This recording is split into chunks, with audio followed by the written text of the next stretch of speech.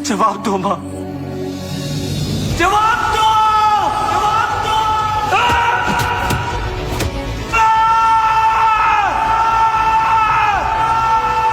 अब तो मुझे कोई चमत्कार या फिर कोई करिश्मा ही मेरी शक्तियां वापस दिला सकता है माँ। या तो आप मेरे लिए मदद भेजेंगी या मैं इस शरीर को त्याग कर आपकी दुनिया में चला आऊंगा। चिंता क्यों करते हो ध्रुव? चिंता क्यों करते हो ध्रुव? चिंता क्यों करते हो ध्रुव? मैं तो हमेशा से तुम्हारे साथ हूँ, तो हमेशा से तुम्हारे साथ हूँ, तो हमेशा से तुम्हारे साथ हूँ, तो हमेशा से। कौन है वहाँ? कौन मुझसे बात कर रहा है? मुझे इधर उधर ढूंढना बंद करो ध्रुव, इधर उधर ढूंढना बंद करो। मैं तो तुम्हारी अंगूठी में, मैं तो तुम्हारी अंगूठी में, मैं तो तुम्हारी अंगूठी में, मैं तो तुम्हारी अंगूठी। इतना सुनते ही उसने अपने सीधे हाथ की एक उंगली में काले पत्थर से बनी उस अंगूठी की तरफ देखा। ये अंगूठी ध्रुव को उसकी माँ का दिया हुआ आखिरी तोहफा था।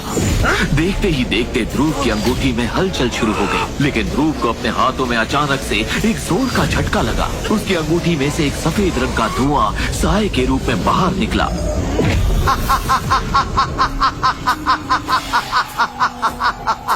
कौन हो तुम? और तुम मेरे अंगूठी में क्या कर रहे थे? जवाब दो!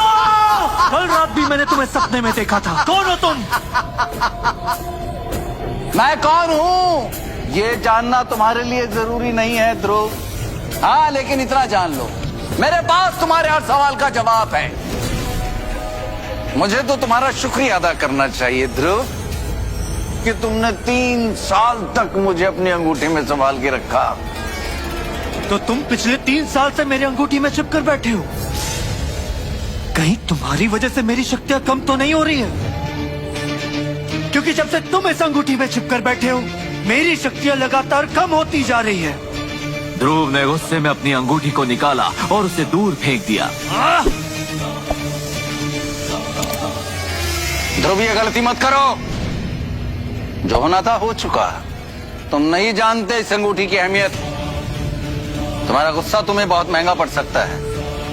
ये तुम्हारी माँ की अंतिम निशानी है। क्या तुम इस निशानी को भी खो देना चाहते हो? इसका मतलब तुम मेरी माँ को जानते हो?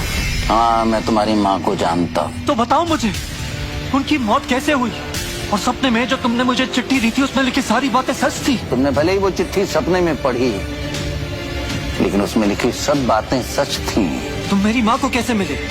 और उस चिट्ठी के पीछे की कहानी क्या है? अभी इन सब बातों को जानने का वक्त नहीं है ध्रुव। ये क्या बात हुई? आप बार बार जवाब देना टाल क्यों रहे हैं? अपनी माँ की मौत के बारे में जानने से ज्यादा जरूरी कुछ और है ध्रुव। क्या तुम नहीं चाहते कि लोग तुम्हारी फिर से इज्जत करें? क्या तुम नहीं चाहते कि तुम्हारी शक्ति का स्तर 3 से बढ़कर 9 सितारे तक पहुंच जाए? क्या तुम नहीं चाहते कि तुम इतने शक्तिशाली बनो कि तुम्हें फिर से एकलव्य कहा जाए? और सबसे बड़ी बात, 3 साल बाद तुम्हें अपने होने वाली मंगेतर लारा के साथ मुकाबला करना है, उसे हराना है। उसका नाम भी मत लो मेरे सामने। उसने सारे शहर, मेरे समाज और मेरे लोगों के सामने बाबा की इज्जत उछाली है और मुझे कमजोर समझ के रिश्ता भी तोड़ दिया। उसे एक दिन मैं उसकी सही जगह दिखा कर रहूंगा। तुम्हारे इस तरह गुस्सा करने से कुछ नहीं होने वाला ध्रुव। तो क्या करूं मैं? तुम वो करो जो मैं तुमसे कह रहा हूं।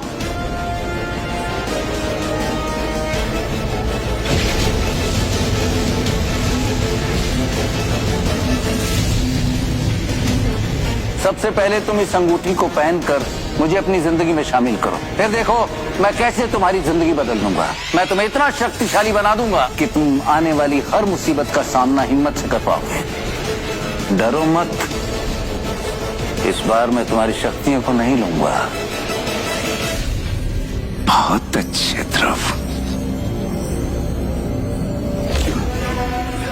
मैं तुम्हें इस तरह से अभ्यास कराऊंगा कि तुम्हारी शक्तियां बढ़ती चली जाएंगी और 1 साल के भीतर ही तुम लारा का मुकाबला करने के लिए तैयार हो जाओगे। तो फिर ठीक है, आप जल्द से जल्द मेरा अभ्यास शुरू करवाइए।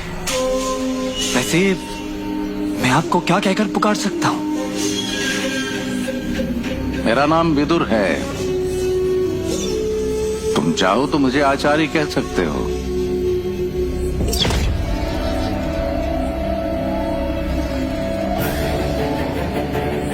सबसे पहले मैं तुम्हें बेहद शक्तिशाली दवा बना कर दूंगा, जिसे अमृत धारा कहते हैं। उसे पीते ही तुम कठिन से कठिन अभ्यास के लिए तैयार हो जाओगे।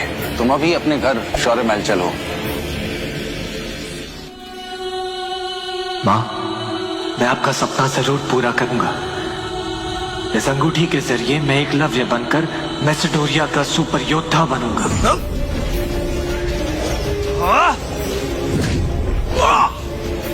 हाँ, ये आप क्या कर रहे हैं आचार्य? ये इस तरफ झटके से बाहर आना जरूरी है क्या? आप बता के बाहर नहीं आ सकते थे। बताने का समय नहीं है मेरे पास। मुझे जल्द से जल्द तुम्हें जंग के लिए तैयार करना है। ये कहकर विदुर ने अपना हाथ हवा में लहराया।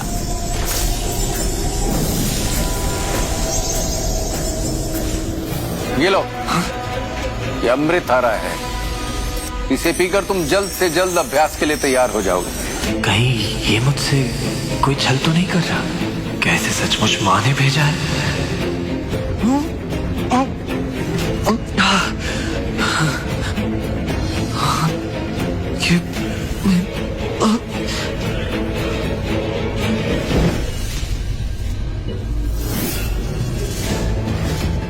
क्या सच में विदुर ध्रुव को एकलव्य बनाकर मैसेडोरिया का सुपर योद्धा बनाना चाहता है, या फिर उसके मन में कुछ ऐसा था जिससे मासूम ध्रुव अनजान है?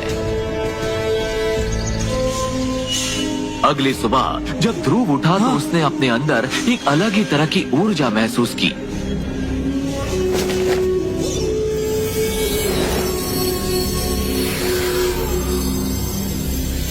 ये तो सच में मेरे साथ कोई चमत्कार हो गया। इतनी जल्दी मुझे इतनी ताकत कैसे मिल गई? जल्दी से तैयार होकर पहाड़ी की ओर चलो, वहां कोई नहीं होगा।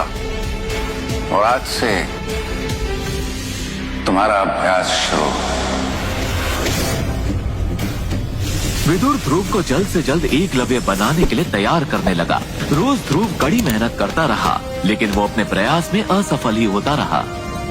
विदुर समझ चुका था कि उसे ध्रुव के साथ ऐसा कुछ करना होगा कि जल्द से जल्द उसकी शक्तियां उसे वापस मिल जाए। जब ध्रुव विदुर के साथ पहाड़ी पर पहुंचा, विदुर ने ध्रुव को एक जादुई खंभे से बांध दिया। थोड़ी ही देर में विदुर के हाथों में कांटों से भरा चाबुक था और उस चाबुक से लगातार ध्रुव के शरीर पर वार होने लगे। पर वो चाबुक तब तक ध्रुव के शरीर पर वार करता रहा जब तक कि वो बेहोश नहीं हो गया। थोड़ी देर बाद जब ध्रुव उठा तो विदुर ने उसे फिर से बोतल में रखी अमृत धारा पिलाई।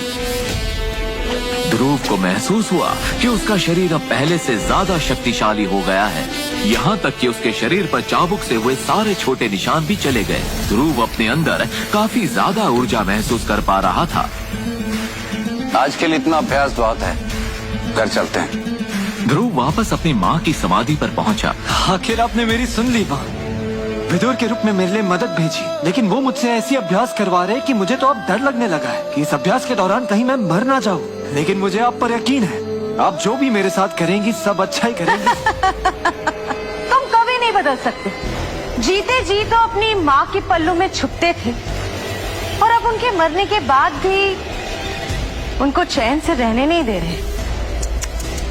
कितना दुख होता होगा ना तुम्हारी माँ को कि उन्होंने कितने कमजोर और लाचार बेटे को जन्म दिया है। लारा के तानों को सुनकर ध्रुव गुस्से से भर गया। उसने लारा पर हमला करने के बारे में सोचा। रुको ध्रुव, ऐसी गलती मत करो। तुम अभी लारा का सामना करने के लिए तैयार नहीं हो। ध्रुव को पीछे हटते देखकर लारा हंसने लगी। क्या हो गया ध्रुव? क्या तुम्हें डर लग रहा है कि अगर जोश में होश गवा बैठोगे तो कहीं बाद में पछताना ना पड़े?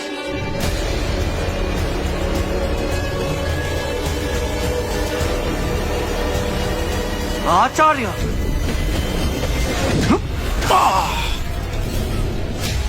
क्यों रोका आपने मुझे? अगर आज मेरी जान चली भी जाती तो भी मैं लारा को सबक सिखा कर ही रहता।